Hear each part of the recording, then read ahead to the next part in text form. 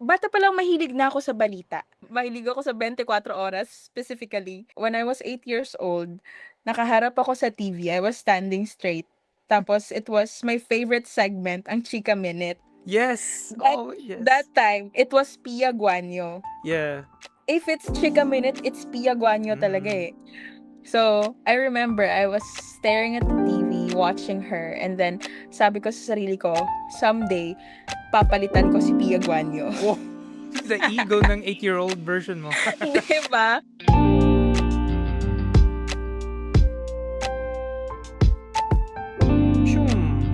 Welcome! Midday Crisis. Here I am again. Sign, XYNN, DSAJN. Welcome. Today, kasama ko, special guest. Please introduce yourself. Hello! Hi! I'm Irish. I'm Irish, 26, from Sampaloc, Manila. But originally from Surigao del Sur. Wow, ASL. Hi, Kuya Sai! Hello. Hindi ka na. Hi. Irish, it's been a while. Welcome sa podcast. Thank you, Kuya Sai. Thank you for inviting me. Yeah, thank you. Thank you so much for being here. Mag-age pala tayo. Mm-mm. Kala ko mas matanda ka kala ko 27 ka na. Hindi. No, magkaedad lang tayo. Kaya nga ako nagkukuya sa'yo eh. Magkaedad pero nagkukuya. Yeah. Or akala ko ako pala yung matanda. Yeah. Ba't ba ako naging kuya yung tawag mo sa akin? Di ba first interaction talaga natin was yung groupings sa anong subject yun? Parang communication theory. Yung ba gumawa tayo ng model? Oo, yun yung ba yung first interaction natin? Siguro as some classmates na nag-uusap talaga na nagko-collaborate. Tapos ikaw lang yung lalaki sa apat tayo, si Jen, si Lorraine ata yung isa. Oh, I remember. Tapos ako, ikaw. And then bago pa lang yun eh kasi first year, second sem, dun tayo naging mag-classmates. Then apat tayo, tapos ikaw lang yung lalaki, kaya nagkukuya kami sa'yo. Okay, yun yung history. I forget kung bakit kuya kasi Yes. that time hindi kita naging kaklase nung first sem, right? Yes, block A ako. Block A. Oof. Ano yun chismis yun kasi ang dami nagsi-alisan after Oo. After first sem, ang daming umalis sa A. Yeah. Wait, so Laura, anyway, magkaklase kami, yun. Magkaklase kami nung college, like hindi pa obvious. Pero late ko na naging klase si Irish, medyo na. Parang bitin nga kasi like I remember na tawag dito. I remember na nung second year first sem. Magkaklase pa tayo? Hindi na, no? Free section ako nun eh. And for some subjects, ang naalala ko, kasi din ako nun, free. Nag-free, yeah. Not really free, but yung mga subjects ko. Yeah, yung may mga subject ka na nasa magkakaibang block. Magkakaiba, yeah. Yung second year medyo magulo kasi doon din nag-start yung pandemic. So doon talaga gumulo. But yung first sem mismo parang may vibes na medyo hindi siya, parang disorganized. I don't know, kasi marami yata nag-enroll. I don't know kung ano nangyari sa second year. Pero yeah. Parang yun yung time na nag-open yung BA Jorn tsaka BA Broad. At tinry nila ulit kasi yes. Goldfish ba ako? Parang yung mas tatalas ng memory nung new versus sa galing. Yeah, like kasi dumami na yung tao kasi 'di ba dati wala talaga nag-enroll, mga isa dalawa lang daw. So iniisip nila wag na lumipat na lang kayo sa main. Remember that. Kaya pala gumulo nun. Pero okay, interesting. Na-curious ako. Tinatanong ko to sa mga nakilala ko before para at least icebreaker. Ano yung first impression mo sa akin? Na-curious ako dati. But you can be honest. Okay lang sabihin mo kahit ano. Okay. Na-curious lang ako personally. Okay. Dahil goldfish ang iyong memory, papaalala ko sa'yo. Hindi legit promise. Medyo blur na lahat yun. Nung yung groupings natin noon, ang ginawa natin doon, parang binigyan tayo ng minute ng teacher natin na kilalanin ng isa't isa. And it was your idea. Kinakabahan ako. Huwag naman, hindi naman. Okay. But it was your idea na ano yung first impression natin sa isa't isa. Yun din yun? Wow! Matagal ko na pala 'tong ginagawa. Yes, yun Astig, yung okay. That's cool. okay. Yeah, yun yung and that's why naging kuya ka kasi halos kami same kami ng impression na para kang kuya figure. Aw, that's cute. Thank you, Yes. guys. Na-touch naman ako. Yun yung kuya, okay. Bakit Yes, kuya ayun. vibes? Anong meron? Parang feeling ko Feeling ko makulit ako, eh.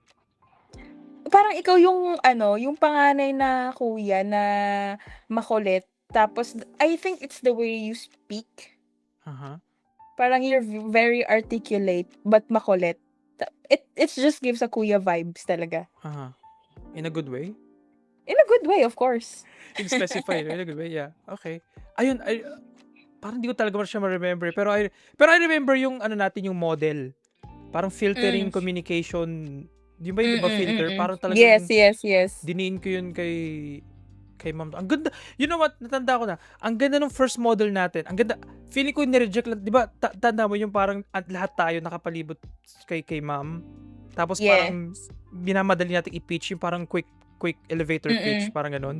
Ang ganda Yes. ng una nating model talaga. Feeling ko okay na yun eh. Nagulat lang siya na yun na parang okay na siya. So sabi niya, baguhin niyo pa. Pero wala naman siya sinabi ko nang babaguhin kasi parang okay naman na yung model natin. You Yeah. remember that? Oo. Na-remember ko yun kasi parang doon ko na-feel na like, feeling ko ito na yun eh. Ito na yung model natin eh. Nag-roleplay pa nga tayo nun. Yeah. Yeah, para lang i-explain kay ma'am kung ano yung nangyayari. Okay yun. Pero, na ano naman na polish naman. Pero feeling ko talaga yung first Yeah. model na ginawa natin. That's it. Basic, simple. Nakuha na agad natin yung vibe. Pero yeah, yun. Ano lang yun. Memorable lang yun. Ewan ko ba't ko na-remember yun. Kasi like, pero alam ko may pictures tayo. Yun yung parang cute din eh, di ba? I think pagkatapos yata nung ano natin. Yung Meron presentation. ata. Oo. Yeah. Recently ko siya nakita sa gallery eh. Kasi nagdi-delete ako ng files a few weeks ago. Sabi, ay, ito yung ano. Maybe send ko mamaya pag ano. Sige, send mo. Pero ang cute nun. Ang papayat pa natin lahat. Kaya nga. Ang papayat natin. Pero yun nga. I remember yung sa'yo, yung first impression ko sa'yo, feeling ko social ka. Yun yung nakuha kong first impression sa'yo eh. Kasi parang same, maybe ganun din yung impression mo sa akin na parang, ano ba, may vibes ka na, yung articulate ka in a way na hindi normal. Hindi normal. Hindi normal? Hindi, kumbaga parang may posh, may sophistication. Okay, in a good way. Yeah, in a good In a good way. Okay, gets ko na yung tanong mo. Yeah, parang may something na parang may posh. Parang may social, may pagka Atenean vibes. Ay. Parang hindi ka belong. Ateneo talaga? Arnean. Yeah, parang ganun. Okay. So, Thank curious ako you. kasi from what I know, correct me if I'm wrong, galing ka sa province, right? Pero parang taga Manila yung vibes mo. So, what's the history there basically? Okay. So, ganito na lang. My parents, si Papa, galing siya ng, ano talaga yung family nila? Si Lola from Masbate, si Lola from Bulacan, but they're all over the place. Pero sa household nila, they speak Tagalog. Okay. Si Mama naman, she's from Davao Oriental. They're Mandaya. It's an indigenous group sa Philippines in Davao Oriental, but hindi na sila yung nagpa-practice ng mga things na ginagawa ng mga indigenous people. Parang yung modern na, but they're still proud na yun yung pinanggalingan nila, yun yung root nila. So sa bahay, although we speak Bisaya and Kamayo kasi ang dialect ng mga Mandaya people. And in Surigao del Sur, mostly, Kamayo yung salita. Uh-huh. So, but growing up, yung parents, sa side ng papa ko, nagtatagalog talaga sila. And personally, bata pa lang mahilig na ako sa balita. Hindi ko, Wait lang. mahilig na ako sa balita. Yeah. Yes. Mahilig ako sa 24 oras, specifically. Tapos, I remember, I was 8 years old. Matalas kasi memory ko eh. When I was 8 years old, nakaharap ako sa TV. I was standing straight. Tapos, it was my favorite segment, ang Chika Minute. Yes! That Oh, yes. that time, it was Pia Guanyo, Yeah. yung anchor Iconic sa yun, man. Pag siya na yung boses yes, sa TV, like, uy, may 'di ano, may ba? mga chismis na yun. If it's Chika Minute, it's Pia Guanyo talaga Mm. eh. So, I remember I was staring at the TV, watching her, and then sabi ko sa sarili ko, someday, papalitan ko si Pia Guanyo. Wow! The ego ng 8-year-old version mo. Diba? I will But, replace you. watching GMA, Balita, siguro dun din na-practice yung Tagalog ko. Kaya when I arrived in Manila, parang everyone was saying na it's hindi halata na Bisaya kasi walang Mm. accent. Although minsan Yes. lumalabas, but most of the time, di naman. Tapos siguro because hinahaluan ng English, because of course, it's easier for us din na mag-English than Tagalog. Mhm. So, ayun. Yung lore, wow! Hindi ko alam yung about sa balita stuff, Interesting. So, naisip ko, bakit balita? Anong nag-fascinate sa'yo nung bata ka pa? Do you know yung reason why? Kasi cartoon, di ba, very stimulation, Yeah. very like sa mata visual stimulation. Pero yung Mm. balita usually like may reporter lang and then real mga totoong tao na alam mo yun, ano yung nag-hook sa kid version mo to like gusto ko to panoorin. Oo. Maybe the way they speak. Kasi, because of the ano din ng papa ko, lagi siyang, kumbaga, let's say public speaking, ganon. So, gusto ko yung ganon, gusto ko yung nagsasalita. And then, syempre, if you're a reporter, composed ka, ganon. Tapos, yung mga stories kasi, alam ko talaga it was so interesting. Yeah. Tapos, ano pa ba? Doon talaga ako sa Chika Minute pinaka na-hook as someone na mahilig sa bata pa lang mahilig na ako sa chismis ng showbiz industry. So, Chika Minute, Pia Guanyo, and then after, so I was 8, maybe after, wait lang, magko-compute lang ako. Ang gusto mag-specific. Ayun, tama. After 15 years, nakatrabaho ko si Pia Guanyo. Isn't that wow, full circle moment. Yes, it was a full circle moment. Hindi ko man siya napalitan sa Chika Minute. But, when I work in this TV show, una naging researcher ako hanggang sa naging writer na ako. Yo! Na, yes, na yung script na ginawa ko mismo ang binabasa Sinasabi na niya. ni Pia Guanyo. Yes. Sandali, wait lang. Nahype ako sa'yo. Wait, isn't that crazy to think about? Na like, nung 8 years old ka, pinapanood mo lang siya. And for some reason, sinapian ka ng malakas na ego na papalitan kita. Ako sa'yo. Pero isn't that crazy in a way na like, ilang years later, isang decade and a half later, hindi mo siya pinalitan necessarily, pero tinuturo mo siya kung ano yung sasabihin. Yes, Ikaw na full yung- circle moment. Yeah, yung sinasabi niya na na-inspire ka before nung bata ka, ikaw na yung nagsusulat ngayon. Yep. Anong na-feel mo nung time na yun? Like, it must have been crazy na feeling na... Oo, talaga. I was very excited pa nung nakita ko yung sequence guide na ang isusulat kong segment, si Pia yung host. So, while I was doing the script, binabasa ko siya the way siya magbasa. Yo! So, parang in a way, kabisado Yes. mo ng like, parang kinreate mo yung script for her. Hindi ka lang nagsulat ng script para basahin niya, kundi para sa Nope. kanya to. Para sa kanya talaga, sa segment na yun. Do you remember yung experience niya na writing for her the first time? Oo, I was very excited. Kasi nga, I knew that it was a full circle moment. The moment na nakita ko yung sequence guide and then si Pia yung host na gagawan ko ng script, it was a full circle moment talaga. I was so proud of myself. Parang, my gosh, when I was 8 years old, sabi ko lang papalitan ko siya. Ngayon, hindi ko man siya napalitan, pero script ko yung binabasa niya, yung sinasabi niya. Parang, I think it was better than replacing her sa show na yun. Sa screen Yeah. mismo, yeah. Nasa behind the scenes ka. Do you keep, do you still have yung first script na yun with yung, kumbaga yung finish? Yes. Okay.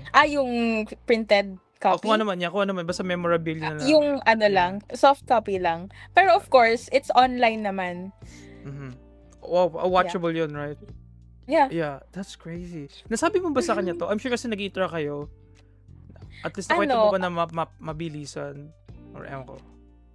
it was her birthday. Tapos, may special program ba? Basta it was a special episode Segment. for that Mm. show na parang yung buong episode it's a Pia special That's cute. episode ng show na yon. Mm. Tapos ang ginawa ay may fishbowl tapos may mga notes doon ng mga message namin for Pia but selected lang kasi syempre bubunot lang siya siguro mga 5 lang na sticky notes yung bubunutin niya out of how many. Mhm. Tapos sa dami ng notes na yon, isa yung notes ko sa No nabunot way! niya. Yes! Hindi siya scripted. Hindi mo siya pinla. Hindi. Hindi talaga siya scripted. Tapos nabasa What? niya yon. Yeah. Ano sinabi mo doon? Yun, sinabi ko, when I was 8 years old, I was just kinuwento mo, watching. yeah. Yes. Anong reaction niya? Na-touch siya. Mhm. Yeah. Ba't parang tinutulungan ka ng like higher being na like, you know what I mean? Like parang out of all the letters, sa dami-dami niyo doon, Mm-mm. nabunot ka pa. Yeah. Ano mafe-feel ng 8-year-old version mo ngayon na nakikita niya yung at one She's point? very happy siguro. Yeah. That is crazy. Yeah. Yeah, like napatigil ka ba at one point in your life? Kasi like parang hindi lang naman si Pia, kasi like hindi lang naman, I feel like hindi naman si Pia Guanyo specific, or fan ka ba niya, pina-follow mo ba yung career niya? Or talagang yung ginagawa niya yung gusto mo? Yeah, Parang yung yung sinisimbolize niya, right? Yeah, yung ginagawa niya. Kasi I've worked with her, 'di ba? Nakita ko kung gaano siya ka-professional. At yun yung gustong-gusto ko sa kanya. So the moment na nabasa niya, kasi from the time na napasok ako sa show na yon, kahit na nag-start ako as a researcher, gustong-gusto ko na sabihin sa kanya yon. Na nung 8 years old ako, ganito, ganyan. Pero parang nahihiya ako.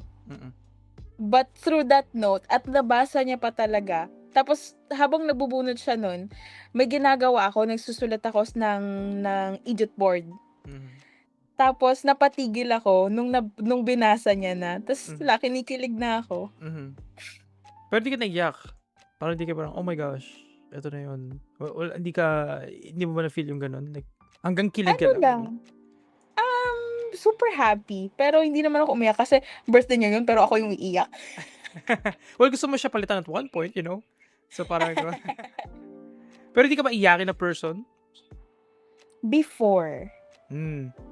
Yes. Pero parang sa dami ng napagdaanan, nakaschedule na lang yung iyak.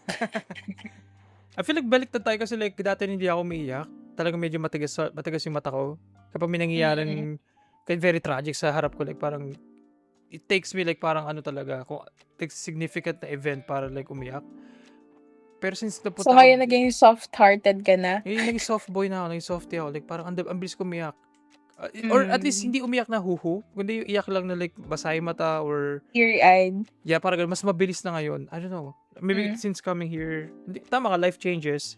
Bumaliktad tayo. Mas naging easy na, mas naging maluwag na yung yung valve.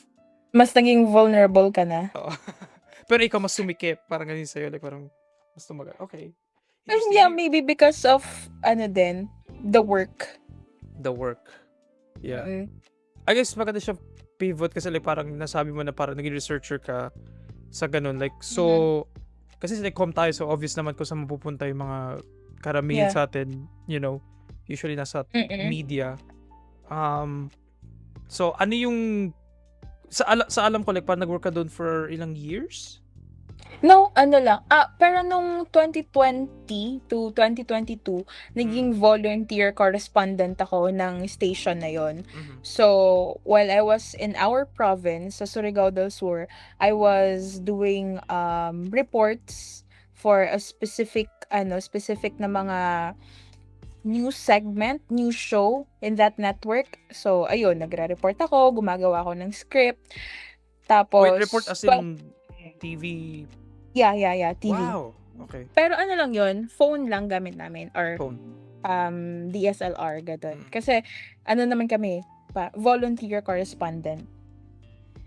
Tapos 2023, na pumasok na ako doon, 2023. Pero 6 months lang yun. Oh, literal 6 months lang. Yeah, Gotcha. 6 months lang. Kasi yun yung time na, well, ano ko lang, share sa public. Mm. Like, doon tayo nagkita. Tama ba? Yun. So, yun yung Yes. 6 months mo ang astig. Kasi nung time na 2024 yun, right? Yun ay final... 2024. Ah, 2024 ba? Yeah, I think 2024 ako graduate eh. 2023 ata yun. 3 ba or 4? Yeah, maybe 3 or 4. Parang 3 or 4. Early 2024 siguro. Yeah, early 2024, yeah. Yun yung last sem kasi nag-OJT na kami doon para, patapos na kami. Tapos, alam mo, nasa cafeteria ako. And then biglang, paalis na yata ako, sigaw din. Tapos bilang, tayo, ano ba yung parang, Spider-Man bear something, yung parang, tayo dalawa nagkatitigan, tapos parang, parang iniis ka natin yung mukha natin. Siya ba to? Parang namumukha. Tapos kasi I was not expecting to see you there. Ako din, hindi ko na-expect. So parang sabi mo, Kuya Sign? Tapos sumigaw tayo, ingay natin, lahat sumigaw, di ba? Kasi syempre, like, parang familiar face, parang gano'n nakakalis. Kahit nakamask ka nun, kilala kita eh.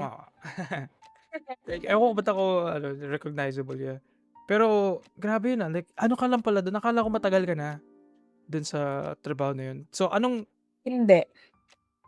Pwede mo ba i-splook? Hindi naman natin sinabi yung station name. Experience mo doon sa 6 months na yun. I mean, nakatrabaho ko sa Via Guanyo. That's excellent, right? Pero, other than that, I'm sure meron ka pang, hindi lang naman yun yung nangyari, di ba? Before that, kaya din kita na-recognize. Kasi, di ba, sabi mo, bakit ka recognizable? Hindi ko rin alam, pero, for some reason, I don't know if it's just me or na ano din ng ibang classmates natin before, na yung sa batch natin, parang, isa ka sa matatandaan talaga ng mga tao. Kasi ako, feeling ko nun invisible ako. Parang wala akong, siguro nga may mga kilala akong batch natin na hindi nila alam na, or hindi nila ako kilala. Pero ikaw, isa ka dun sa mga matatandaan talaga. Why?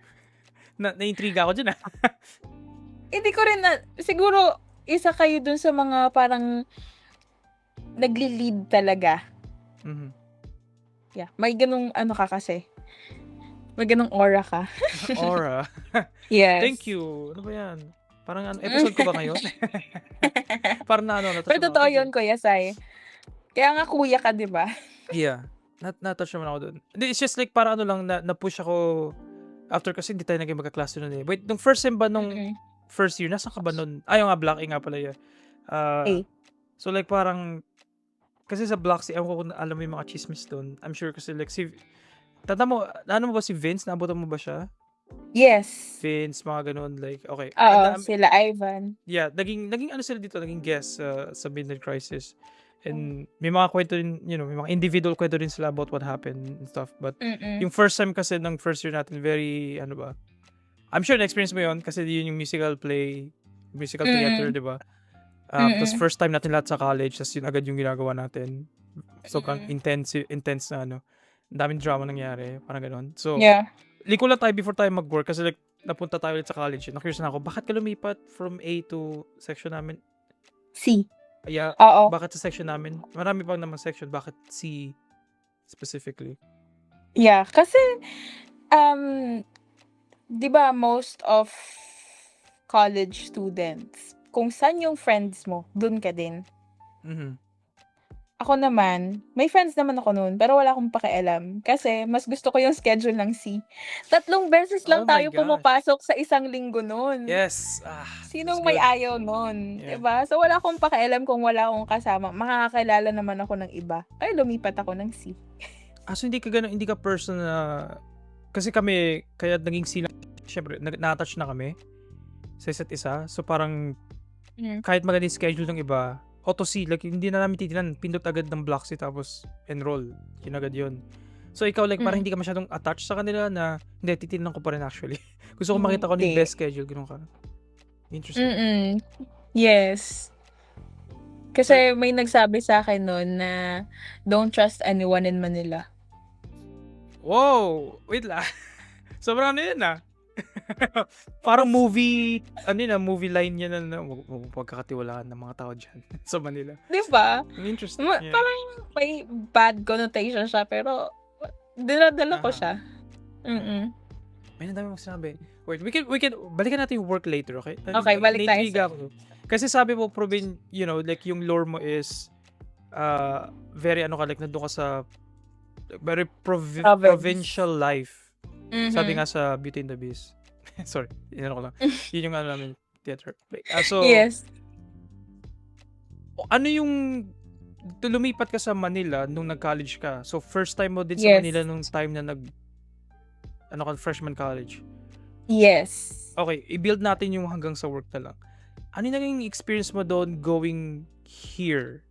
Or hindi here, but going sa Manila, studying college. And then, I assume nag-rent ka din? Or meron kang pinag-stayan sa... So, nag-rent ka? Yes, parang ganun. Yeah. So, anong feeling na yun na like, bila kang binombard ng city life after growing up for so long sa isang... I assume medyo quiet, mas low-key.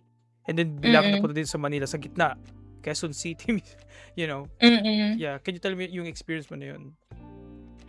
I was 18 when I moved to Quezon City. So, right after graduation ng high school, matagal ko na kasi talagang dream school ko ang New Era. So, tumatak na talaga sa isip ko na doon ako mag-aaral, tapos inaano ko na yung sarili ko na magiging iba talaga siya. Parang I was expecting it already. But when I got here, parang, ay, ganito pala siya ka-intense. Kasi of course, nung nasa Surigao del Sur, laid back lang, parang mabagal pa yung oras. Tapos, everybody knows everybody. Tapos, ano pa ba? It was a very simple life. Yet, I knew that I was different from my other friends, classmates. Parang, I knew that place was not for me if I really want to grow. That's Wow, why, okay. yeah, hindi lang to nung high school kahit bata pa ako, I know na kailangan kong umalis. I don't know why I have that drive to ng bata pa. Gusto ko nga palitan si Pia. That's one, yeah. Ang unique Yeah, nung mo that's as a one. kid, yeah. Diba? That's one. Tapos, yun nga, mahilig ako sa balita while everybody else was watching cartoons, playing outside. Sorry, kasama na ako. Sorry. Kasama na ako. Okay, go on. Sorry. And then, but I knew I was different with my drive for growth. So, nung nandito na ako, doon ko nakita talaga na, kasi na-experience mo na hindi mo na lang napapanood or nababasa, na-experience mo na culture shock na iba talaga yung mga lumaki sa city. Kasi iba yung pagka-catch up nyo sa mga changes. Unlike sa amin na pag may changes na, uy, ano yan, bakit bago? Tapos dito, uy, may bago. And so ba? Yeah. Can you, yeah. Pwede ka magkwento about that sa changes? Like, na-intriga ako kung ano yung culture shock mo dun.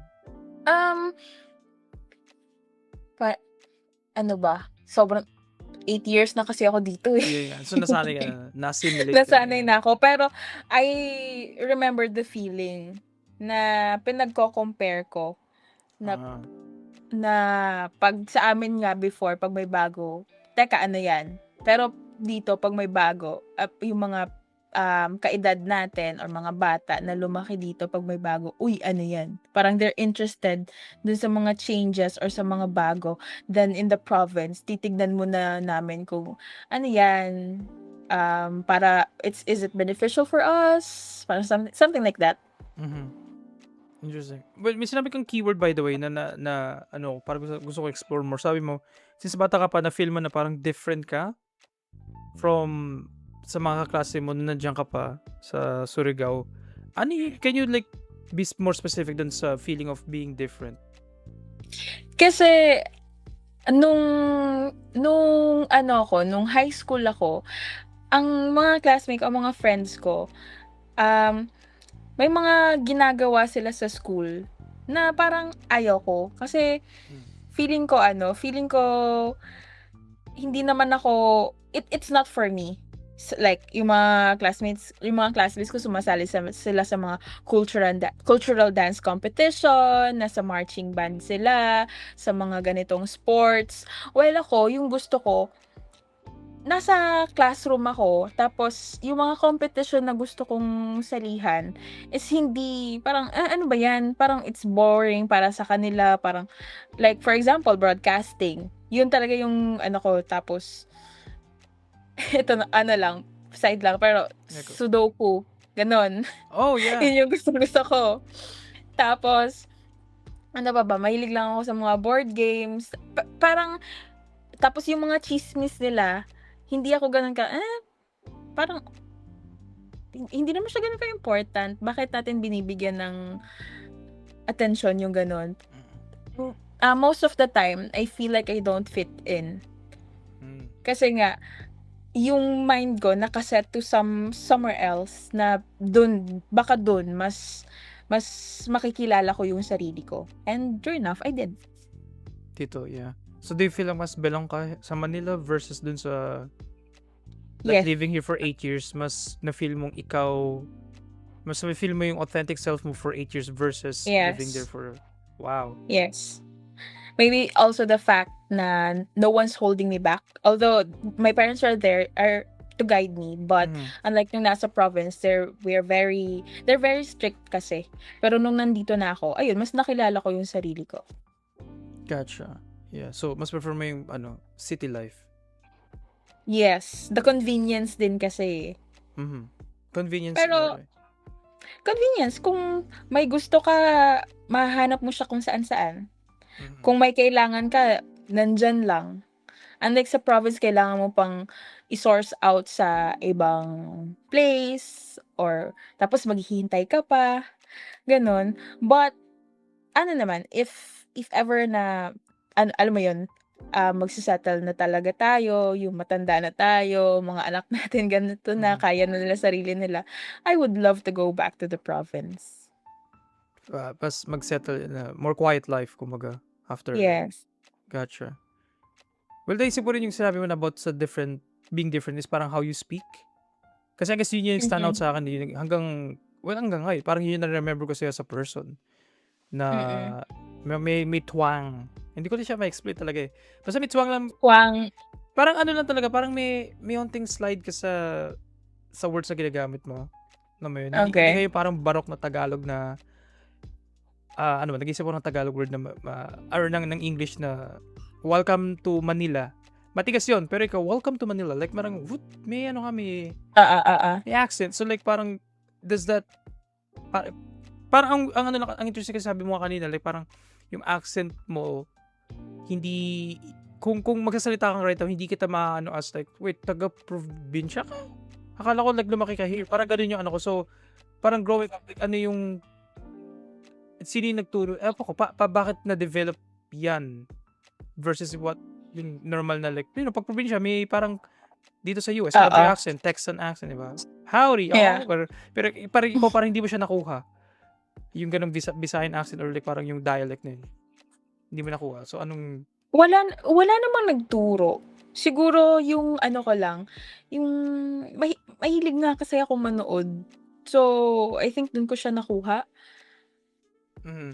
Tapos minsan, of course, sa religion din. Kasi 'di ba, Tagalog talaga yung ano namin, Yeah. ginagamit namin. Yun, wala namang nagturo. Siguro na-develop ko lang. Aha. So, how about sa English? Kasi parang ano ko dun eh, very, maano ko rin sa English, ganun din sa watching the news. Yes, watching. Not really news, mga movies and documentaries. I Movies. love documentaries. Oh. So, pag nanonood ako, walang subtitles. Really? Ako hindi ko kaya. Yes. Hindi ko kaya. Hindi ko Walang ma-enjoy eh. subtitle. Okay. Talaga? Mas hindi ko na-enjoy pag may subtitles kasi nagbabasa na lang ako. So, dapat walang subtitles para hanggang sa, I think, dun ko siya nakuha. Yeah. So, wala nag-introduce sa'yo ng documentary? Like, do you remember kung bakit ka nag-got into documentaries? Wala. I just know that I love hearing other people's story. Kasi, Mm. nung college tayo, si Sir Elson, dun siya, naano niya ako when it comes to making scripts writing. Kasi, ang style ko nun, sinusulat ko kung ano yung mga stories na nakukuha ko from other people. Mhm. Tas ginagawan ko na lang siya ng parang version ko. Version. So, I think yun, mahilig ako makinig sa story ng iba't ibang tao. Alam mo minsan 'pag kunwari nasa building tapos, overlooking ng city, gano'n. Ang pumapasok sa isip ko hindi yung ganda ng city lights, ang pumapasok sa isip ko 'pag nakikita ko yung mga bahay, yung mga kotse, ano kaya ang story ng mga tao na nakatira Wow. diyan? Ano kaya ang story ng mga tao na nagda-drive? Yung gano'n yung pumapasok sa utak ko. Mm. Very Mm. personal base talaga. Hindi mo nakikita Yeah. sila as a number, nakikita mo sila as parang individual people. Yeah. Interesting, yeah. Yeah, ang fascinating lang nung part ng life mo na yun kasi like parang I feel like naka-influence siya sa working version mo ngayon, sa life mo ngayon, Yes. working, right? So like parang okay, so to go back naman dun sa like 6 months. So ang laking big deal. Ang laking deal, no? I feel like medyo sa'yo na parang okay, nandito na talaga ako. Na-achieve ko na yung parang goals ng version ko nung bata, nung Yes. kid version ko na, Yes. mapalitan, quote unquote. Mas better nga to, tama ka, mas better kasi like tinuturo mo na siya kung anong sasabihin, which is mas powerful pa yun kaysa sa like humarap ka na sa camera, right? So like parang yun na yung parang big achievement mo. Pero doon sa 6 months na yun, I'm sure like sobrang dami pa nangyari. So can you tell us more ano yung life as a researcher/writer for a station? Yeah. Parang News yun yung station. pinakamatagal na 6 months sa buhay ko. Interesting. Tapos may ano na ako, may anong tawag dun? Trauma ba or something like that with PTSD, Telegram. gano'n. Kasi oo, Yes! PTSD kasi. OJT kung ano, Telegram. ayoko na makita yung notification ng Diba? eroplanong papel na yun, parang ayoko na. 'Di ba? Ayoko talaga. So, may Telegram na naman. Kasi yun yung ginagamit 'di ba sa station na yun. Yun yung parang pinaka-channel natin. Ayoko talaga na magbukas na ng Telegram na hanggang ngayon parang ayoko siya makita. It was great kasi dun ko na-realize na, oh, this is what I wanna do.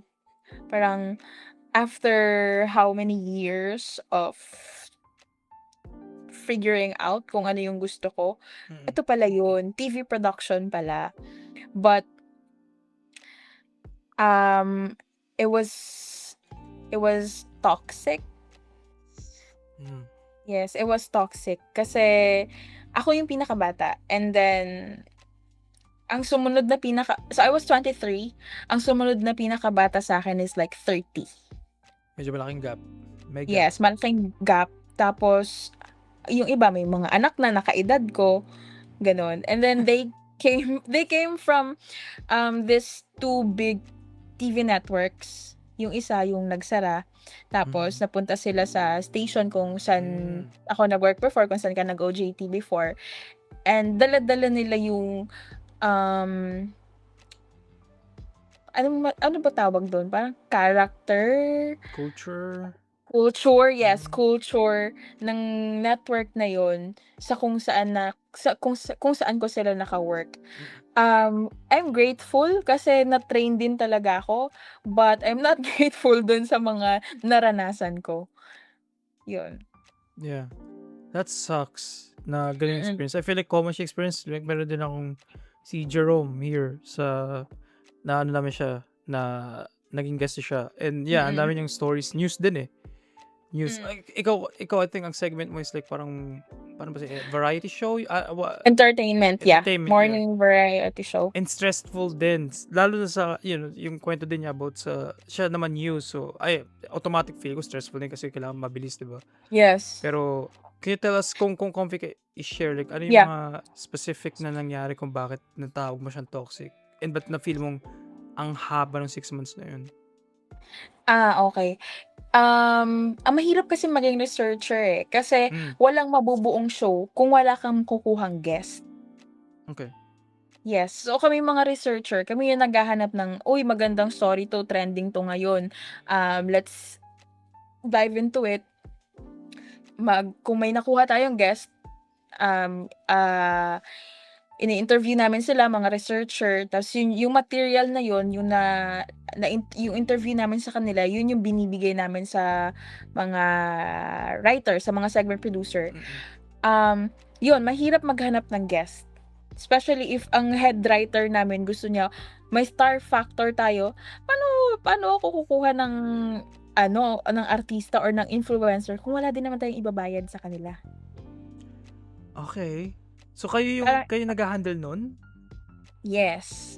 Wow. So, um, well, kung sasabihin ng executive producer na may budget tayo for that, oh, why not? But if wala, parang ang hirap naman, 'di ba?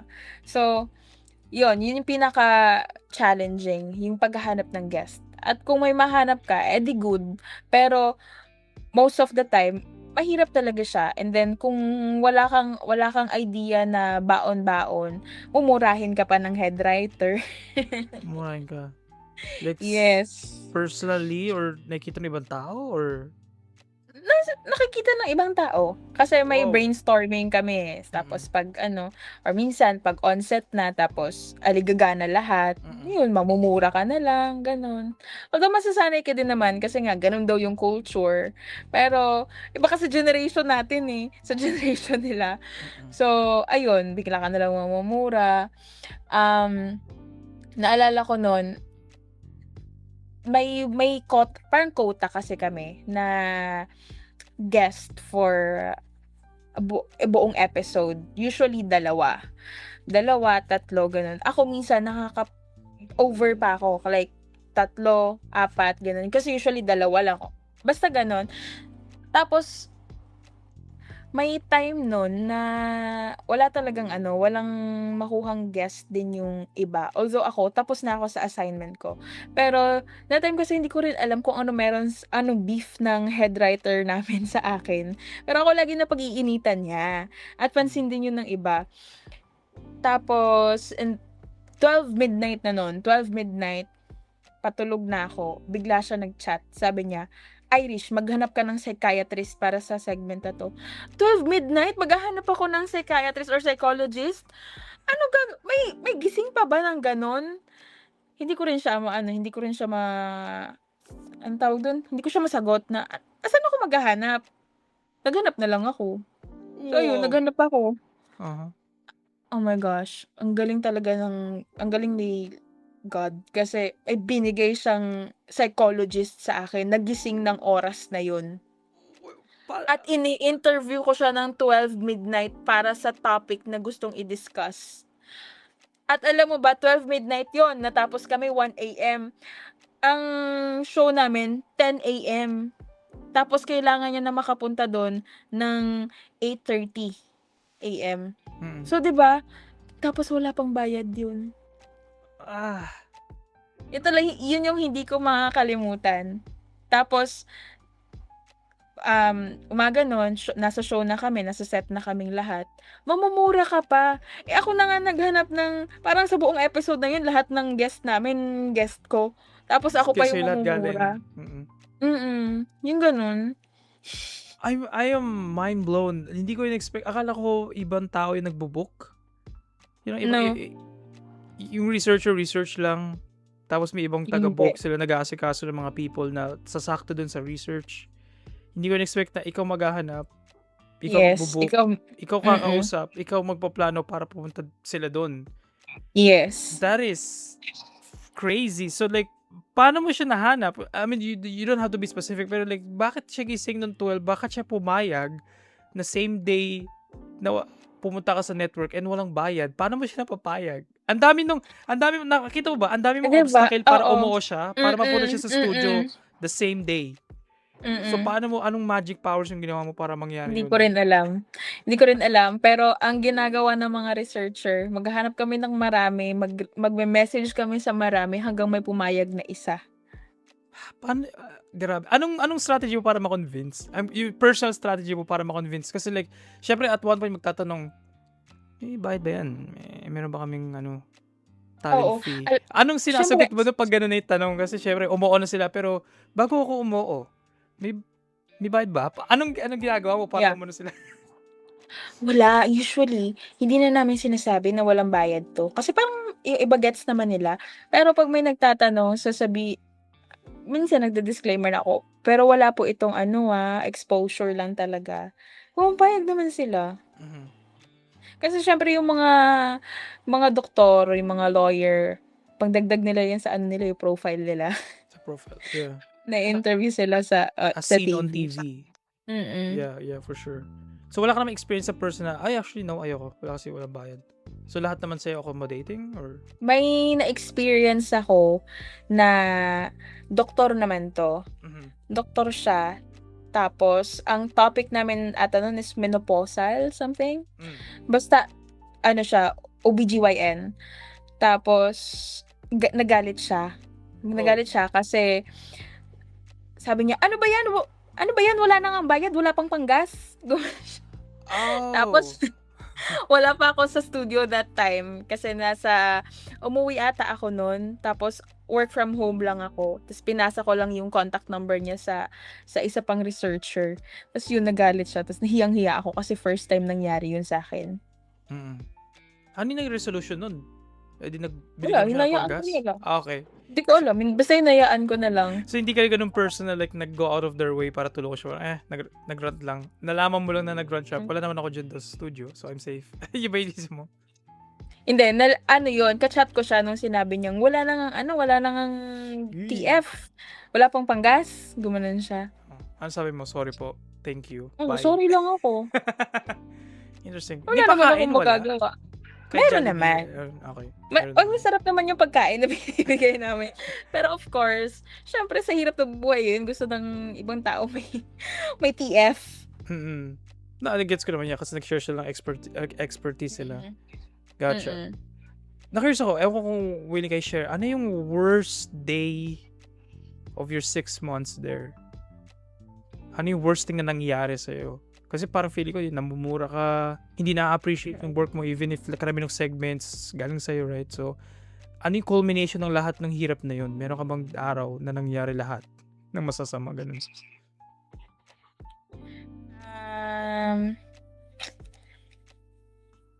Magsumbong ako. Kasi I felt nun na walang kumakampi sa'kin. May nakakaintindi sa'kin but no one was defending me. Eh, hindi ako ganun, eh. 'Pag kunwari magka-work tayo, tapos sinisiraan ka nila, kilala kita, de-defend kita sa kanila. Yep. Well, yung nangyari, kilala niya ako, alam niya yung mga ginagawa ko, pero she's not defending me to these people. Mm. So, nafi-feel ko nun pinagtutulungan ako. Mm. So, nagsumbong ako sa, kakilala ko dun, yung nagpasok talaga sa'kin. Nagsumbong ako sa kanya. Tas nung nagsumbong ako sa kanya, siya yung ano, parang nagga-guide lahat sa amin, spiritually. Hmm. So, nagsumbong ako sa kanya kasi close naman talaga kami. And then pinagsabihan niya yung creative director namin, creative manager. So, sinabihan niya na, "Pagsabihan mo si ganito, si ganyan." Tapos natakot sila, itong mga sinumbong ko. Natakot sila. And then nung nung araw na yun, hindi ko alam na pinagsabihan si creative manager at si creative manager pinagsabihan yung mga sinumbong ko. So, nung araw na yun, pagdating ko, lahat sila masama na yung tingin sa'kin. Tas yung head writer namin, while ongoing yung show, tinignan ko siya, tapos nag-smile ako sa kanya, tapos inirapan niya ako. Like, ganun talaga yung High school. mata niya. As in, oh my gosh, ante, 48 years old ka na, pero ang kaaway mo 23 years old Yeah. lang. I'm just a kid. Tas takot kasi ako sa confrontation, eh. Kaya 'di ba, parang ano na lang, pinapalipas ko na lang kung may mga gano'n. Pero kinonfront nila ako nun. Wow. Tas umiyak na ako, yun lang. Pero Yeah. dun ko na-feel kung gaano ka-toxic kasi parang pinagtulungan pa ako. Mm. Do you remember what was it about? Like something about sa work or personal? Like, kasi Work sabi mo and personal. nag-blend yung dalawa. Mm. Gotcha. Yeah. Must have been super stressful. Say, grabe yun Like, in public Yes. ka kinonfront and everything? After naman ng meeting namin, doon nila ako kinonfront. But yeah, that was very toxic that I really prayed na if this job is not for me, please lead me to a career na para sa akin, because I know that I am meant for greater things. Sabi nga nung kakilala ko before, sabi niya na soar high, Irish, because you're not meant for average things. That's good. That's a good line. Yeah. Yeah. So, tumatak sa akin yun. Kasi nafe-feel ko din naman na hindi lang ito yung kaya kong gawin, meron pa. So, if this is not for me, please lead me to a different path. And he did. And it was a really great story kung paano ako napasok sa work ko ngayon. Go, open. The floor is yours. Spotlight. So, what happened para mag-transition ka there? So, yeah. Yung work drama, nandun na yun sa previous company. And then, as I've said, I prayed for this na may God lead me to a path kung saan ako mas mag-excel. It was like a 1 week of devotional prayer. Wow. Na ganun lang yung ko lagi, yung prayer ko. Kasi I remember I was telling God that pagod na po ako. But if this is for me, give me reasons to stay. But if not, please lead me to a path where kung saan ako mas mag-grow, kung saan ako may mas matutunan pa. It was December. So, nangyari to February. Pero nung December kasi, I was trying to get New Colors. Do you know them? Yung band na singer ng na tuloy pa rin ang awit ng buhay. Yeah. Okay, gotcha. Yeah. Yes. Sila yun. So, yun. I know their Sila yun. So, sila ang New Colors. And I love them. I love them so much. Pero, December pa lang, nililigawan ko na sila to be on the show.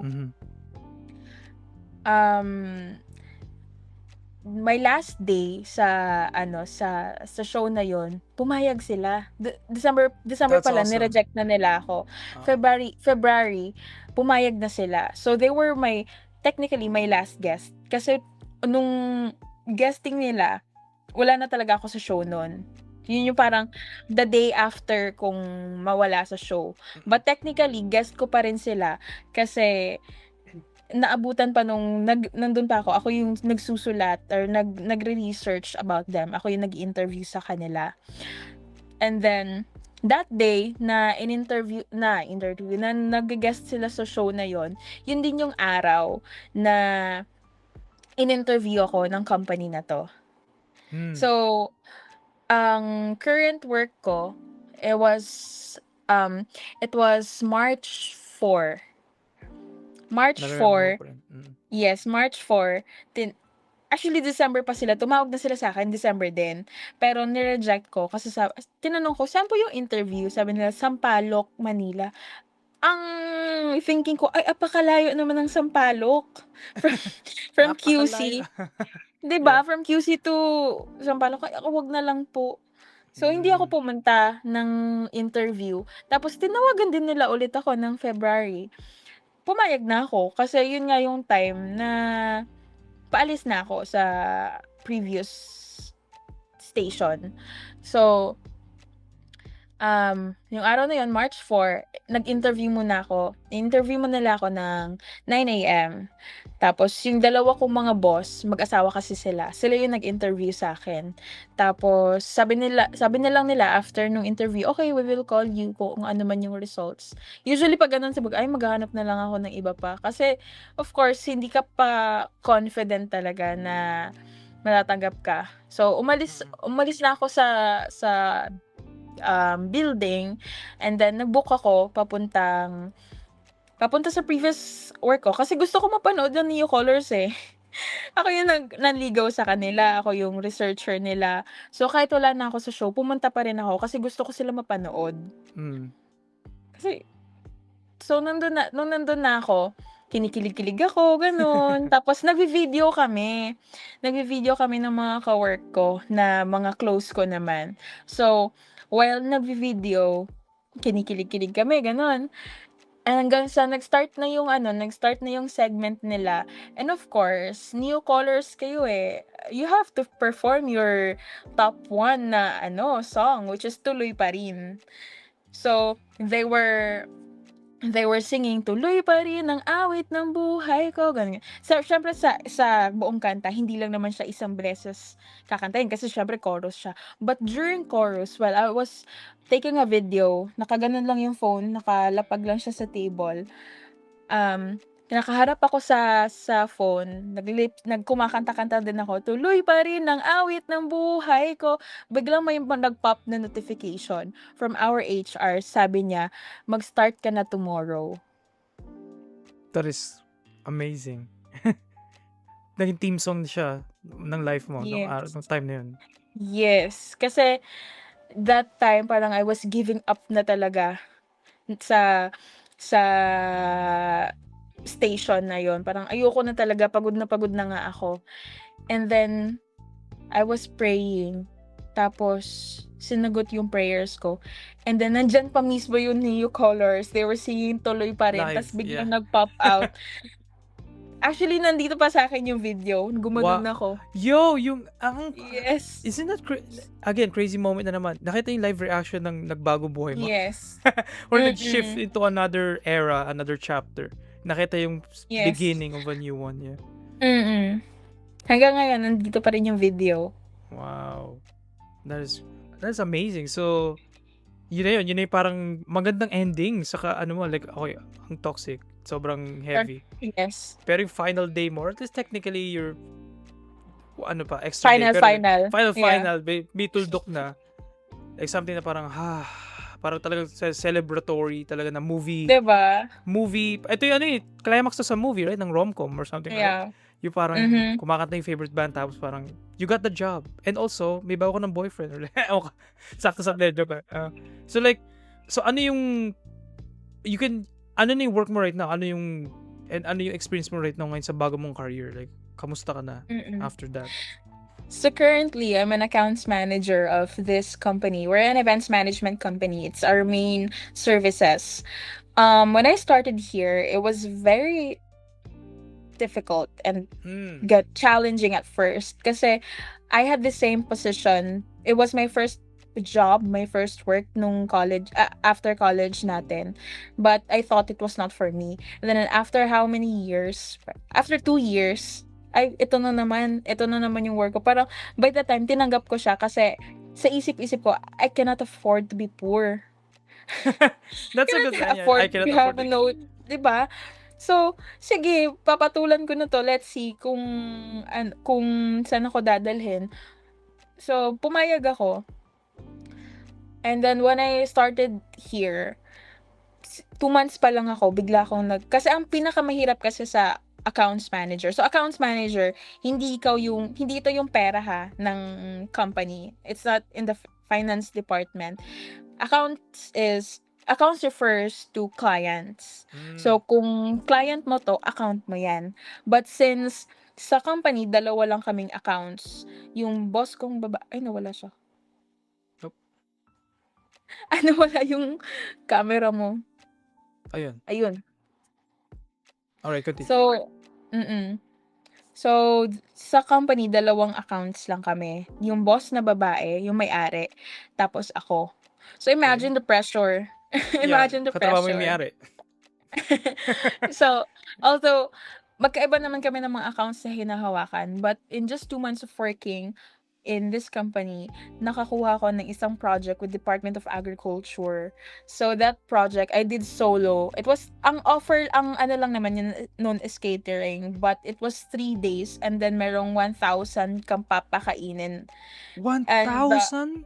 Yes. So, if you know, nasa government, dadaan ka talaga sa bidding. And then the lowest bidder ang makukuha. So nung bidding day na, pagbubukas na ng opening of bids, kakabahan ka syempre kasi if papalpak yung isang papel mo dun, hindi pa sa technical requirements kasi muna ang technical documents muna ang bubuksan nila. So pag pumalpak ka sa isa, disqualified ka na. Ganun ka OA yung Yeah. sa bidding. So nanalo naman, panalo ko yung bid na yon, and it was very big.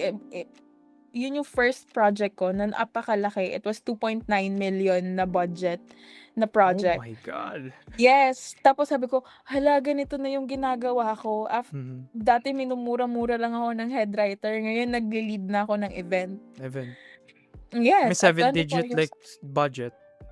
Yeah, 2.9M. Mhm.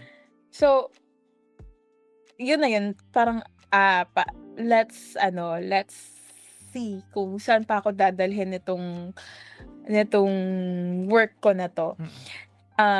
Yun. Hanggang sa nagtuloy-tuloy na siya, na may mga nakukuha na akong mga accounts. Kasi, alam ko talaga mahina ako sa sales and marketing. Kasi of course, as an accounts manager, you're like the face of the company, so you have to sell the services of the company. At mahirap magbenta ng events management services because you have a lot of competitors. At na mas mura, I'm sure yung mas price din yung mura. pinakamalaki for some people. Yes, mas mura, but kasi I also believed in what we can do, what we can offer. So pinaglalaban ko talaga siya. Ayun, hanggang sa may mga pumapasok ng mga accounts, ayun, Department of Agriculture, I also got DENR, I also have corporate clients. Meron din naman yung existing na clients ng company na inaalagaan na lang namin. But since you're also building relationship with your clients, mas nagiging strong yung yung relationship na nabibuild ko sa kanila, na every time may event sila, ang nire-request nila is ako ang humawak sa account na yon. Wow, personally sinasabi nila yung name mo. Yes. That's great. That's amazing. Sa akin na sila dumidiretso, and then tinatanong nila, ikaw ba hawak ng account na to? Opo, ako po. Sabi nila, oo, ikaw na lang ha. Gumaganon sila. So may malaki tiwala na sila. So yes. How long ka na nag-work there? 2 years. 2 years na. Yes, 2 years na ako dito. Pero parang ang tagal na because of sa dami ng events na ginagawa namin. Meron kaming mga nationwide events, meron din dito sa Metro Manila. Pero malalaking events talaga siya. Like recently lang we did Kaugma Festival, tapos we had a lot of guests, and ang headliner talaga namin sa buong festival na yon ay ang BINI, and we had 153,000 That is mga crazy. attendees. I know. Imagine mounting an event na ganun kalaki for 6 days. Iba, ang dami mong artist na kausap, and then hindi lang artist kasi of course you have to talk to the security, to PNP, to coordination, provincial government unit. Ang dami mong kakausapin. Hindi lang naman ako, pero of course, as someone who naging part ng key people of the company, yun yung pinaka-challenging. Kasi hindi na kami sanay sa konti lang na attendees. Doon kami nasanay sa 100,000. Yun. Kaya feeling ko, ito yung isa sa mga sinabi sa akin dati na you're meant for great things, bigger things. Kasi, ayun, ito pa lang, sa dami pa lang ng tao na pupunta, ang laking ang laking responsibility na yon, pero nagawa naming ma-pull off. Yeah. Yeah, that's crazy. You work with BINI in a way, Ayan. So, paano ba? Anong tingin mo? Are you happy right now? Do you think ito yung gagawin mo for the next 5, 10, 15 years? Do you see yourself still doing this? I have to be honest, sobrang nakakapagod siya. Gusto Mm. kong mag-lie low, mag-scale down. Hmm. Kasi, 'pag nasa events industry ka kasi, literal na, ah, pagod ka, mabu-burnout ka talaga, and it's not for everyone. Kasi sa 2 years ko dito parang ang daming nang dumaan na employees na hindi nagsi-stay. Hindi man lang umaabot ng 4 months, usually 3 months lang ta's hindi na kino-continue yung kontrata. Kasi it's not really for everyone. Events manager ka, pero personal na events mo hindi mo hindi mo Hmm. ma-celebrate, gano'n. Naalala ko nun February, I was in Davao del Norte for an event, and since ako yung production manager ng event na yun, I was 40,000 attendees. Um, February 15 yun nangyari, kinabukasan February 16 birthday ko. Hindi ko man lang siya na-celebrate kasi kailangan ko magpahinga. Hmm. Tapos nandun na ako mismo sa Mindanao, hindi man lang ako nakauwi sa amin sa Surigao del Sur kasi I had to to fly back to Manila and then Dumaguete for another event. So yung mga gano'n, nakaka-burnout siya. Siyempre wala kayong tulog, magse-set up, mag-i-ingress kayo ng 12 midnight, matatapos yung event ng 11:00 tapos mag-e-egress pa kayo, and then makakauwi ka mga 1 AM, 2 AM, and then you have to wake up ng 8 AM kasi may trabaho ka pa ng 9 AM. Oof. Mm. Batak. So yes, it's really not for everyone. And then if you're an accounts manager, hindi lang isang accounts yung hinahawakan mo, eh. So, minsan nakakalito na kung ano nga ba yung requirements ni ganitong client, ano nga ba yung kailangan ni ganito, ano nga yung budget ko dito. So, yun yung mga challenges, but it's very fulfilling after ng events.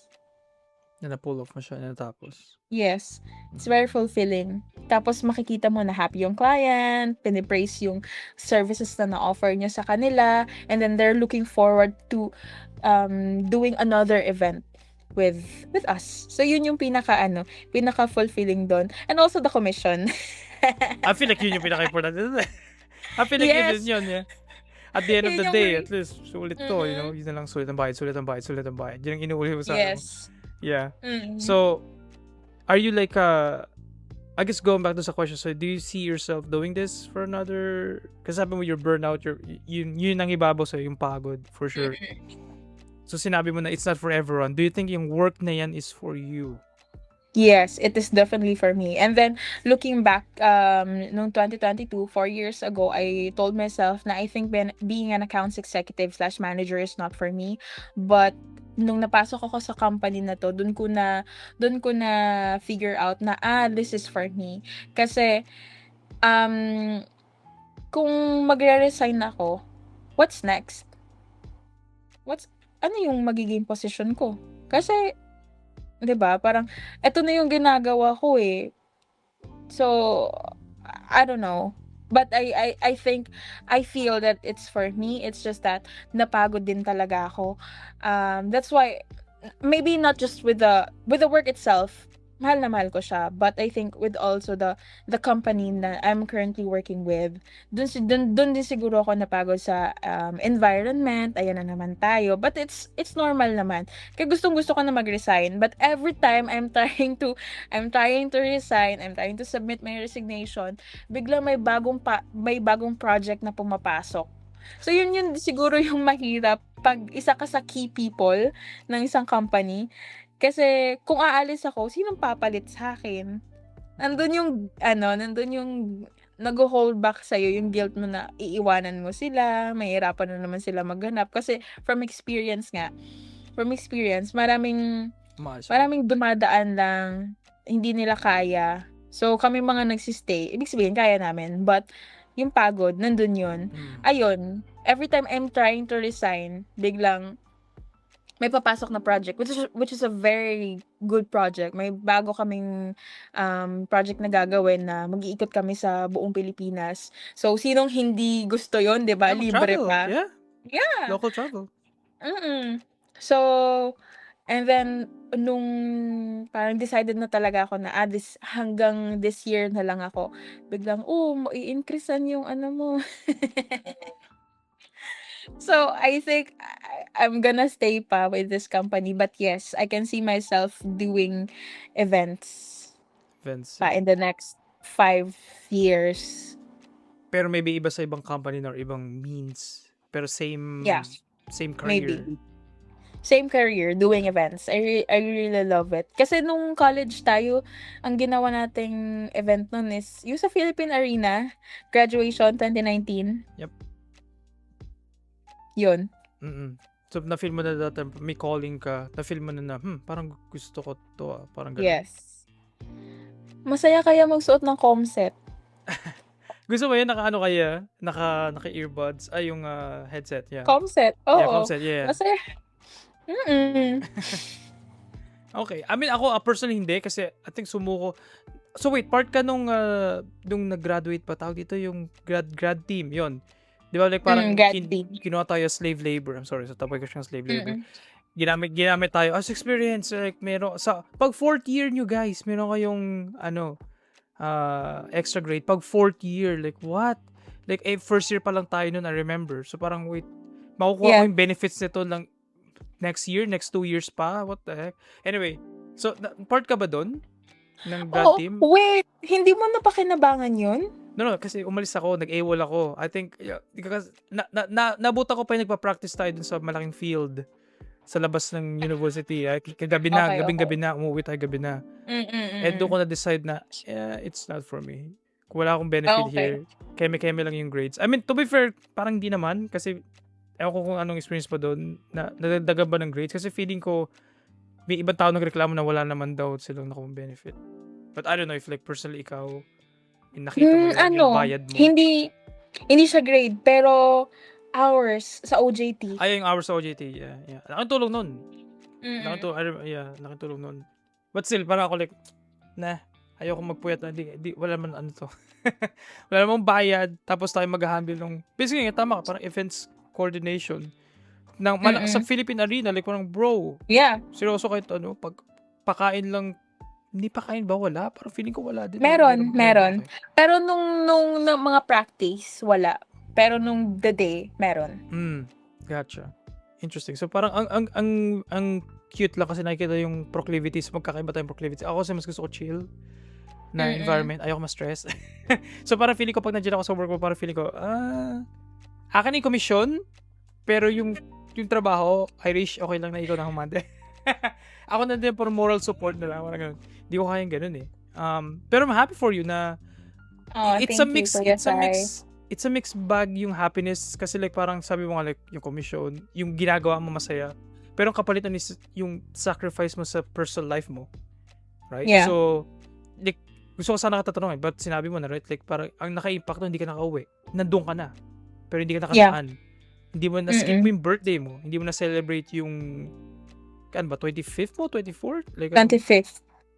That's crazy. Kasi like, para sa akin, I feel like yung 25 ko, nung na-celebrate, hindi ma-celebrate, but yung dumaan yun, may nag-shift sa life ko after yung 25. Doon nagbago buhay ko. Actually, like, literally nagbago life ko nung nag-25 ako kasi na-realize ko, wait, quarter life na ng buhay ko. Kung isipin mo yun.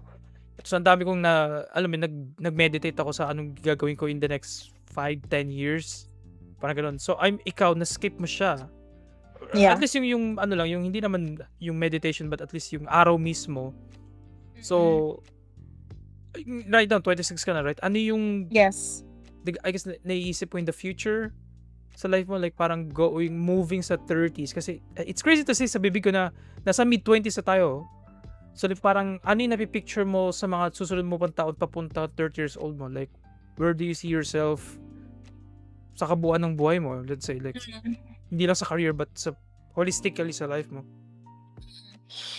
Na 2025, bago mag-end yung year, sabi ko, gagawin ko na lahat ngayon. Kasi sa 2026, magkakajowa na ako.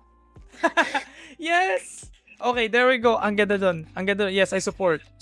Pero yun, ginawa ko na lahat. So, gagawin ko na lahat sa 2025. Kasi sa 2026, talagang paplanuhin ko na lahat. That's So, awesome. Ganun kang person pala na jowa. Jowa time, let's go. Like, hindi ka, like, events ka na mag-isip, ang astig, ang cute. Even yung pag-jowa mo, kailangan planuhin natin to. At this date, kailangan ko mag-convince, kailangan ko i-sell yung idea of me. Ikaw na yung event. I'm the event. I'm selling myself. Ang astig, ah. hindi ko alam kung nakikita mo sa TikTok, pero may trend doon na feminine intuition. Feminine intuition, okay. Yes. Parang na-feel ko talaga yun. 2025 na sa 2026 magkakajowa na ako. Bakit 2026? Ang astig naman nun na 2025. Hindi ko rin Pero alam. feeling ko next year meron na ako. Kasi parang etong 25 years ng buhay ko, ayan, enjoy ko na lahat ng ako lang. Although, yes, may naging relationship naman ako before. But, nung naging 3 years single kasi ako. So, parang yun, in-enjoy ko talaga muna na dalaga lang ako. So, yeah, anyway, ayun. And then, itong 2026, alam mo yung parang New Year's resolution, something. Astig na New Year's resolution. Eto na yung gusto kong gawin. So, for my future goals, 'di ba? I will work with a different company, will offer me a bigger pay kasi yun naman yung gusto natin. But at the same time, I'm also doing what I'm passionate about, which is events management. And then also, I'm hoping na yung job na yon ay magkakaroon pa rin ako ng time to be a freelancer in the entertainment industry. Either it's gonna be on film or TV shows, TV production. Basta magawa ko pa rin yung first love ko, which is writing. Script writing. Yeah, to be same. specific. Yep. I love it. Diba? Mhm. Script writing. So, yun yung plano ko. And then also, of course, build a life with, get married with my boyfriend. Actually, naka-timeline na siya. Yun nga yung sinasabi ko, ang astig ng life mo ngayon. Parang siya naka-post-it notes sa corkboard na ito ako, June 2026, have kids. Hindi, joke lang. Yung parang ganun lang na idea na like, planado lahat talaga sa life mo. Yeah, well, plans lang naman natin. It's up to, kung how God wants your life to But, so yung parang pinaka-goal ko lang, timeline ko lang is 2026, I'm gonna have a boyfriend. 2027, I'm gonna be a fiancé. 2028, I'm gonna be married. 2029 or 2030, I'm gonna have kids. Kasi, ever since I was a kid, I've also wanted to be a mom and a wife. So, yun yung parang, alam ko na yun yung talaga yung gusto ko. Yun yung hindi nagbabago sa akin, that I want to be a mom and a wife. But yung career, doon na siya pumasok nung nagwo-work na ako. So yeah, yun yung gusto kong gawin na I'm still gonna do events management, at the same time a freelancer as a scriptwriter. So ayun. Wait, interesting yun. Like, pahabol lang. So, ever since bata ka, gusto mo maging mom and a wife, ano yung nag-influence sa'yo para maging dream mo maging mother? My lola. Usually it's diba, mama mo. Kasi syempre si mama ko ang lagi kong kasama sa bahay kasi she's a housewife. But it's my nanay tawag namin sa kanya. Ang parang pinaka naging nakikita ko yung sarili ko sa kanya, raising kids, being making a home for your family. Yun. Yun yung gusto mong ipa-feel. Yeah. Okay. That is so sweet. Yeah. So, kamusta ngayon ang jowa hunting? May na-hunt ka na ba? I mean, ako kung masyadong personal. Meron na! Let's go! Meron na. Okay, there we go. Meron. Manifest talaga. Ang astig. Diba? Tapos, it's actually nandito siya. But, para din sa akin, I think it was, it was really meant. Yeah. Kasi, diba, December 2025, I told myself na gagawin ko na lahat kasi in 2026, I'm gonna have a boyfriend. Kahit wala akong manliligaw, wala akong kausap-usap nun. Basta sinabi ko lang, in 2026, I'm gonna have a boyfriend. Um, siya naman, January, nagsabi siya sa parents niya na magse-settle na siya. That Pero wala is siyang nililigawan. Ba't parang ang astig nung live mo talaga. Parang movie, right? Ang lakas ng manifestation powers mo. Parang Talaga ba? magnet ka ng manifestation. Hmm. Ever since nung bata ka, manifest mo si Pia Guanyo. Like, parang umano na sa'yo, dumikit na sa'yo yung ganong klaseng ano. Anyway, go on, yeah. Na ano lang ako, nagugulat lang. Na nag-align kayo ng parang 'Di ba, the goal, yeah. stars were aligning. Mm-hmm. So, yun, January, nagsabi siya sa parents niya na gusto niya na mag-settle, gusto niya na makahanap ng partner. Although wala din siyang ano nun, wala pa siyang nililigawan niya. Basta sinabi niya lang. Tapos, um, at the same time, nag-book siya ng concert for Rob Daniel. Kung kilala mo Yep, siya. yep. 2 ticket yung binili niya. Kasi sabi niya, it was February 27, Okay. yung concert. Sabi niya, by February 27, dapat may kasama na siyang partner sa concert ni Rob Daniel. That is amazing. And then, and then we met Feb 15. And then kinabukasan birthday ko. Yo. So, we met Feb 15. And then yun, nagtuloy-tuloy na. Tapos in my prayers kasi before, kasi, okay, I was engaged at 22. Wow. Right, I was my ex. Tapos, of course, hindi natuloy.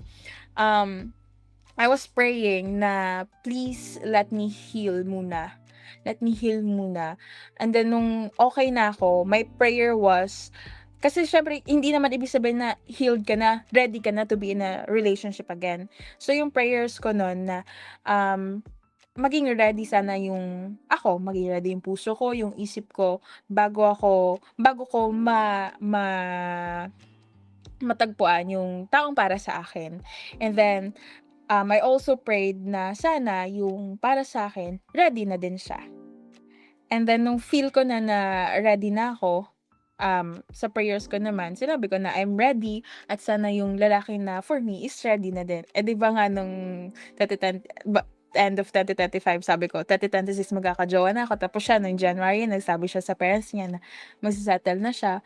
Tapos nag-meet kami, nung parang na kaming ready. Mm-hmm. So, yun. That is, like, I'm so happy for you. Like, wala akong masabi iba, kundi like, parang pure happiness lang in bliss kasi nakahanap ka ng person na sumakto sa ano mo ngayon, sa path mo in life, kumbaga, sa growth mo na hindi pares kayong yung word ready na. Or hindi sabi ko sana fixed pero basically kumbaga parang I'm sure ang dami mo na pagdaanan dun sa years na with your past relationship, right? Mhm. Naging ano talaga, naging character building moment sa life mo. Yeah. Dahil I'm sure ang laking pagbabago nung mga nangyari na yun. So ngayon, like parang I guess mga final questions sa personal life mo, like how are you feeling now? Like sa overall life mo, sa career, sa love life, sa family life, financially, even ilagay natin yun. Overall, how would you rate your life right now? Rate from 1 to 10? 1 to 10 or A, B, C, D, mga ganun, yeah. 7? 7. Yeah. I'm okay. Yun lang. I'm okay. But I feel kasi na I'm still in the process of learning more. Tsaka I still have that kasi parang drive to really experience more and build connections more. Kasi nung 24, parang binubuo ko pa lang siya. Tapos ngayon parang andito na siya, but I have to parang strengthen or something like that. Kasi of course, sa dami din naging clients, sa daming connections. Ayun, parang this time, if ever na I'm gonna work in a different company, parang ang dami pang mangyayari. So yun yung nasa isip ko ngayon. So okay na sa situation ko ngayon, but if ma-achieve ko na yung bigger things, siguro na dun ko pa ma-assess ulit yung sarili ko. But okay na happy kasi, um, I survive. I survive and then I have, um, I have a good love life. So, Partner, yeah, for sure. yeah. Yun. That's good. Same tayo. Like, this year, yung resolution ko this year, very vague. Pero gusto ko lang ang sinulat ko, kasi may tradition here sa household dito na every New Year, merong egg. Tapos, susulatan mo siya.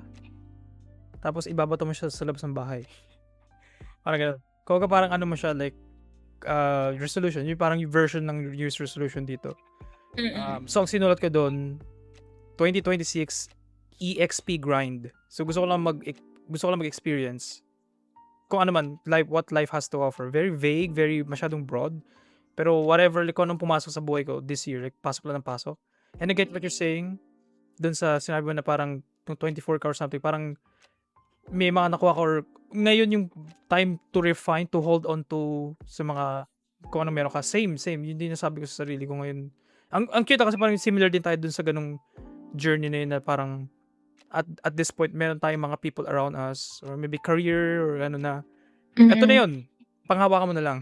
Kailangan na siya alagaan in the future para like yun. makip mo siya. Yeah. So I get Alagaan. you. Nagets kita. Okay. Yeah, wow. Sobrang colorful ng life mo. Ang lakas mo. Ikaw yung parang first person kong na-meet na like pag minanifest mo, makukuha. And more. Alam mo yun? Pag nag-manifest ka, makukuha mo siya. And may bonus pa. Parang astig na ganun ko nakikita. Based sa kwento mo, doon ko nakikita yung life mo na like, since bata ka pa lang, like may mga gusto ka na. And parang parang laser focus ka na. Well, hindi laser focus. Kumbaga like, eventually mapupunta ka doon. Parang may assuredness ka sa sarili mo na makukuha ko yan. Yes. Pero actually, hindi ko siya tinatatak talaga sa isip ko. Parang sasabihin ko lang siya ng isang beses. And I just let life be.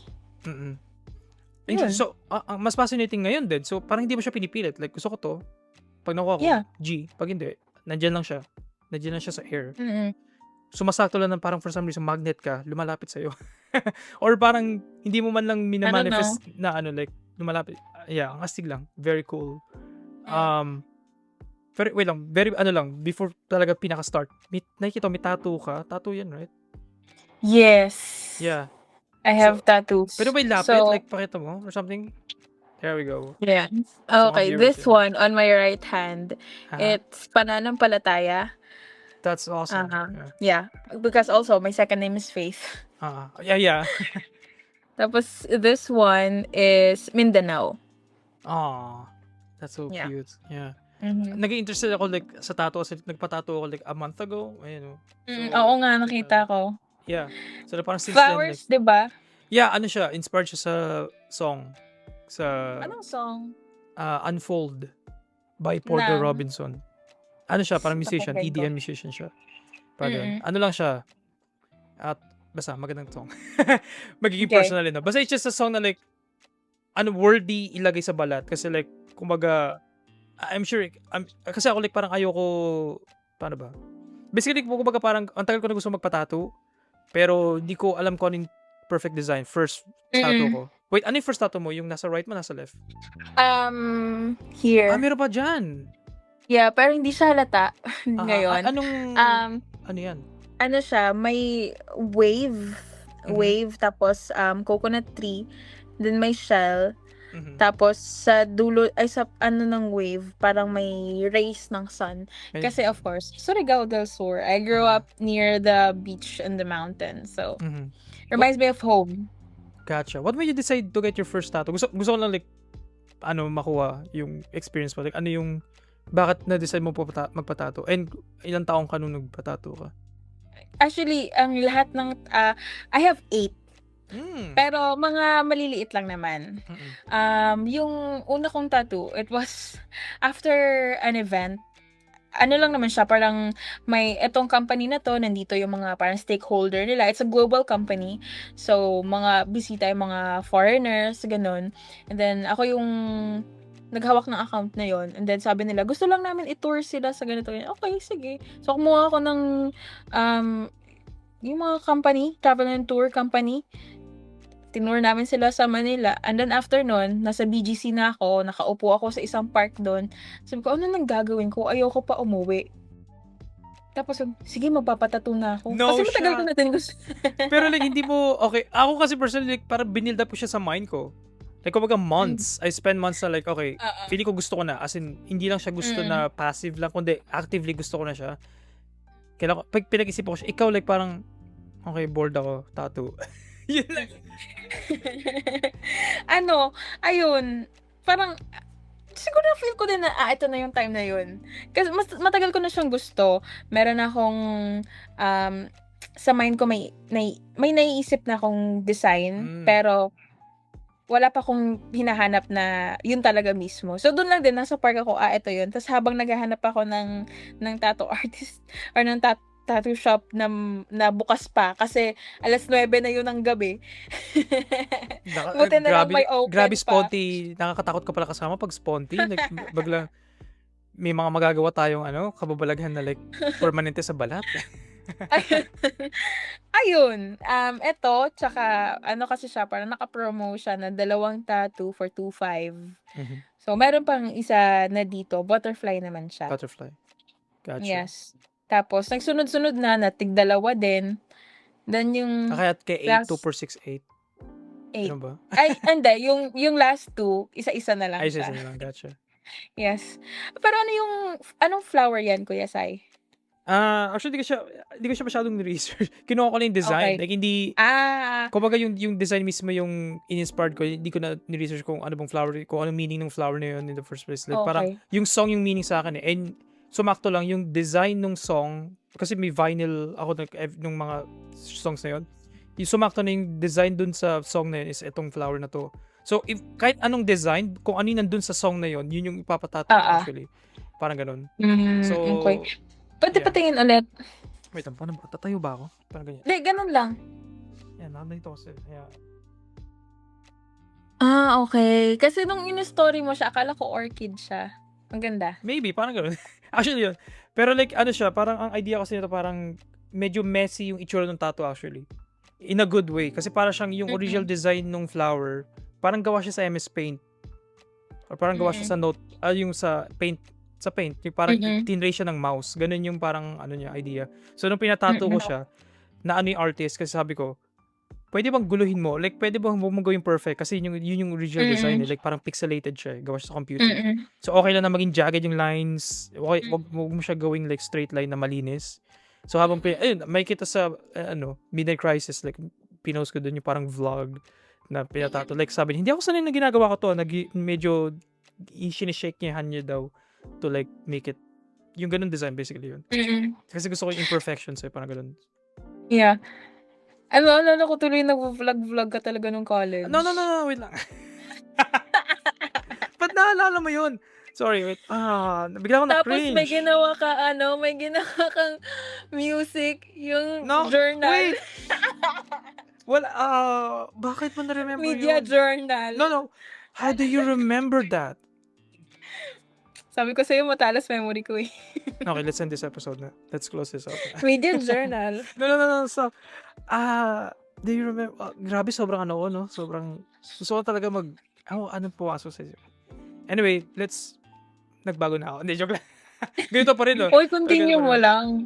Yeah. Gusto ko lang talaga may gawin. Like, wala siyang monetary gain. Like, gusto ko lang gumawa ng stuff, I guess. Parang ganun lang. I'm sorry, guys. I subjected you sa mga ganun. I don't know. Napagtripan ko lang talaga siya. Okay, I'm a changed man. Mas low-key na po ako ngayon. Nahiya ako bigla. Irish naman eh. Okay, anyway. Yun. Anyway. Ano yun? Sabi nga. Nasa channel mo pa ba yun? I think, oo. Pero like, inabandon ko rin channel na yun, yung personal channel. Hanapin nyo na lang po. Sobrang easy lang hanapin. Kung alam nyo yung pangalan ko, madali lang mahanap. Pero anyway, pinlog mo pa yung dati kong work na like very cringy. Anyway. Ayun, na-interest lang ako sa tattoo mo kasi like, nagpa-tattoo na ako. So parang, nag-gets ko na parang nakaka-addict pala. Yes. So, madadagdagan pa yan. Yeah, alam ko. Ikaw, may plano ka ba in the next few months na like, the 9th one? Or yung 9th Siguro, special? Matching tattoos maybe? With your partner? Ako kung willing siya magpa-tattoo. Pero sabi ko sa sarili ko hanggang 10 na lang talaga. May limit ka. So, 2 na lang. So, kailangan, ano na to? Mm. Make it count, basically. Mm. Gotcha. Okay. There we go. Yeah, to wrap up, before we end, kasi may tinatanong kami sa guest namin before we end. You can answer this seriously or pa-joke. Ikaw bahala. So, Irish. Ano yun? Para kanino ka bumabangon? Ay. Para kanino ko bumabangon? Para sa tuition ng kapatid ko. There we go. Tuition ng kapatid. Anong ano niya? High school? College? College. Nasa New Era din. Astronomy.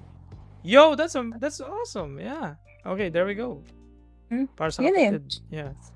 So, yeah. Like, wait lang. Extra chismis. So, anong magiging work niya din? Let's say, nakagraduate siya. Ano yung career path ng pagiging astronomy? Sabi niya, merong government agency dito, yung Philippine Space Keme. Nakalimutan ko na. Or sa May space program pala Pilipinas? May space program pala Pilipinas? May ano siya, agency siya, government agencies. Philippine Space, nakalimutan ko yung... Yeah. Or data scientist, ganon. Ang unique. I love it. Yeah. So yeah, para sa tuition mo, yeah. Reach for the stars. Pero yeah, there we go. Irish, thank you so much for being here. Thank you din. Thank you for sharing your story. Sobrang astig ng story mo. Manifestation queen.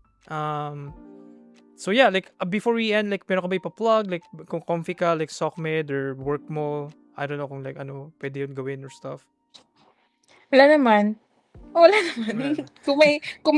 Kung may gustong... Wala na. Sorry, kung may gustong, nakatapos. Shoutout talaga sa mga dati nating classmates na hindi nakakilala sa akin.